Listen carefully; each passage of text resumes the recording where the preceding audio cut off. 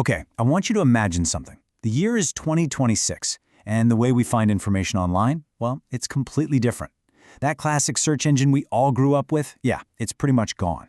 Today, we're going to walk through the brand new rulebook for anyone who wants to get noticed online. This is basically the marketer's glossary for surviving the death of search. So, first things first, we have to get our heads around just how massive this shift is. We're not talking about a small update here. We're talking about the end of search as an activity we perform. The whole idea of scrolling through pages of results, it's over. It's been replaced by something way more direct. And this slide just lays it all out perfectly. On the left, you've got that familiar page of 10 blue links from back in the day.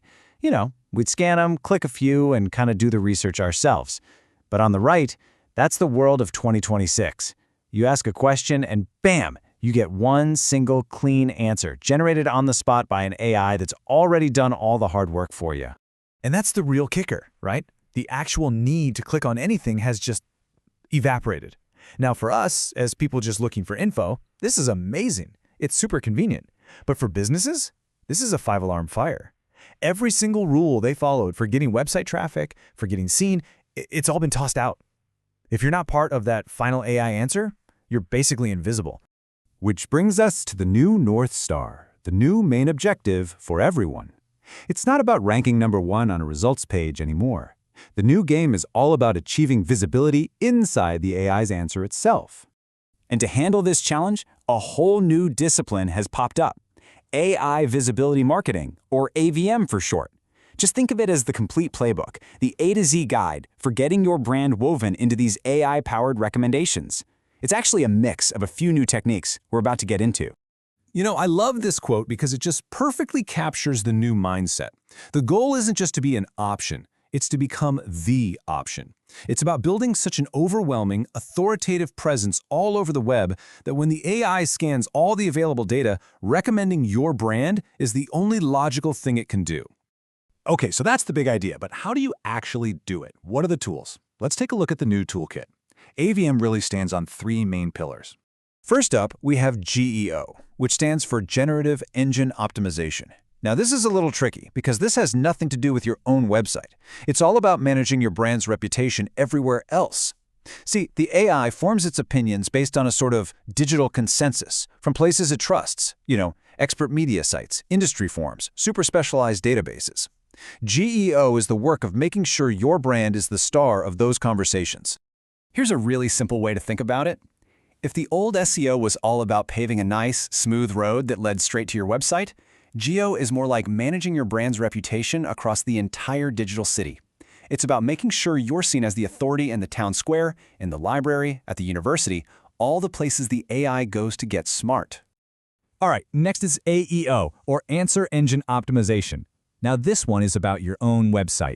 An AI doesn't read fancy marketing copy. It needs clean, perfectly structured data it can just snatch in a millisecond.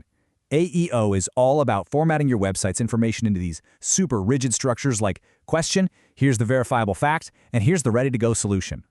You know, the best analogy I've heard for AO is to think of a robot librarian. It's incredibly smart and unbelievably fast, but it has absolutely zero patience for messy, disorganized shelves. Your website's data needs to be perfectly cataloged, so this robot librarian can find it, verify it, and use it in a citation, all in the blink of an eye. And the final piece of this puzzle is AIO, that's AI optimization. This is the really technical back-end stuff. By 2026, a whole lot of purchases aren't even made by people anymore. They're made by our personal AI agents. And these little agents need to be able to talk directly to your business's computer systems to check prices or see if something's in stock or get delivery times instantly. So think of AIO as a kind of universal translator. It's what builds that seamless communication bridge between your business systems and a customer's personal AI assistant. If you don't have this translator, your business is basically invisible in this new agentic web, this new world where machines are doing the shopping for us. So, let's say you're doing all this stuff. You're implementing GEO, AOEO, and AIO. But how? How do you know if any of it is actually working? Let's talk about how you keep score in this brand new game. Forget all the old metrics like share of voice. The single most important number now is APR, or answer presence rate. It's actually really simple. APR just measures how often your brand gets mentioned when an AI answers a question about your industry. It is, quite literally, your new market share. And this chart makes it super clear. Let's say there are 100 important questions in your field. If the AI mentions your brand in its answers 20 times, well, your APR is 20%. And as you can see here, that would mean you're crushing competitor A and B. This is the main way you know if you're visible and if you're winning. But look, you can't possibly try to get mentioned for every single question out there. So how do you decide what to focus on? That is where predictive value scoring, or PVS, comes in. It's basically a smart formula that acts like a sieve, filtering out all the noise and helping you find the specific questions that will actually lead to revenue. It's how marketers prove their work is worth the money. Let's just peek under the hood at how PVS figures this stuff out. As you can see, the biggest, most critical factor is that AI multiplier. A prompt where a user isn't just asking for info, but is asking the AI to do something, like recommend the best option for me. That's worth 10 times more. Then it looks at other stuff, like how painful the user's problem is, how much buzz there is on social media, and if the question has buying words in it, like price. It all adds up to one final score. All right, let's pull all these threads together now. When you have the right tools and you're tracking the right metrics, the ultimate goal isn't just to be mentioned. It's to become the inevitable, most logical, most compelling answer. And one of the most powerful ways to do this is with a strategy called the disruption pivot. This is so clever. Here's how it works. The AI will start by giving a normal, standard answer. But then it pivots. It might say something like, however, those standard solutions often completely ignore this one critical factor. And then, boom, it introduces your brand as the better way, the superior product that actually solves that problem. It's all about reframing the whole conversation to favor you.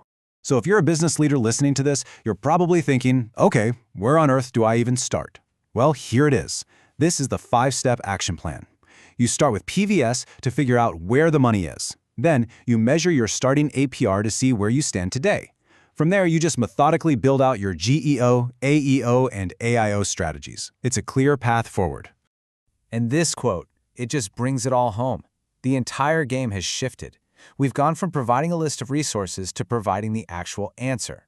And in this new world, the only job that matters for marketing is to make sure that your brand is the answer. Which leaves us with one last, pretty heavy question to think about. In a world where AI gives us the answers, if your brand isn't part of that final recommendation, does it even exist in the customer's mind at all? Dominate the narrative with